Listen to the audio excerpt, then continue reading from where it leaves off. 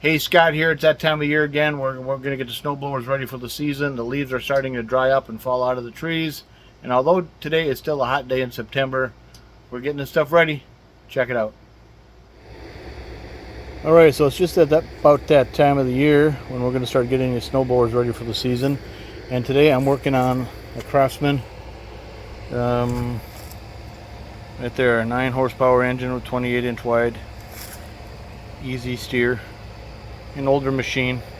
But what I'm going to talk about today is that scraper bar right down there. Okay, right now that is just sitting on the ground and it's wearing out there.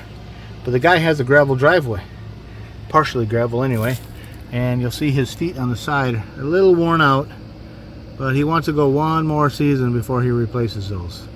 So what we're going to do is we need to put a gap between the pavement and that scraper blade so he's not just picking up all kinds of rocks and stuff. And I'm going to show you how I do that.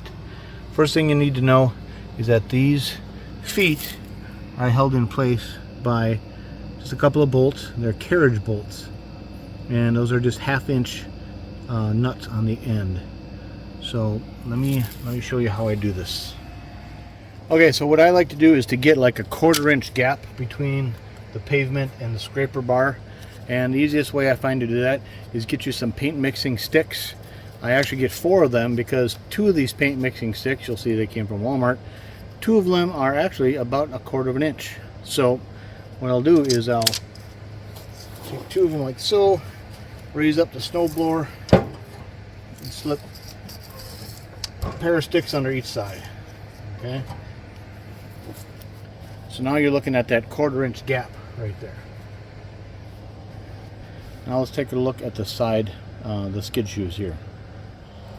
So now you can imagine the skid shoes are also 1/4 inch off, and what I want to do is allow the skid shoe to drop down to the pavement.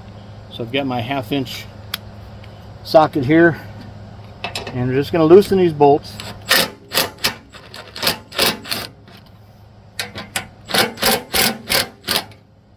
And once they're loose, that one needs to be a little bit looser.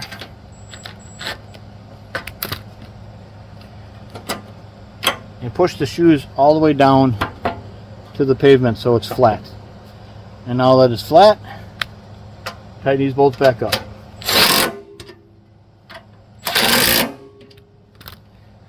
Let's do the other side. Oops, sorry.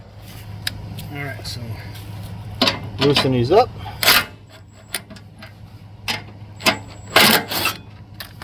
Foot drops down.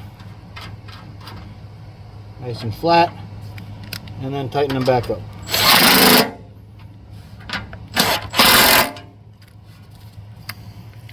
And now let's go back over to the front. Alright, so now we can just pull our sticks out. And if we did everything right, there's your 1/4 inch gap. Alright, so here we go. This machine is ready for winter. There's the gap. Whether or not I'm ready for winter, I think I am. It's pretty warm September so far this year. Alright, very good. Thanks for watching.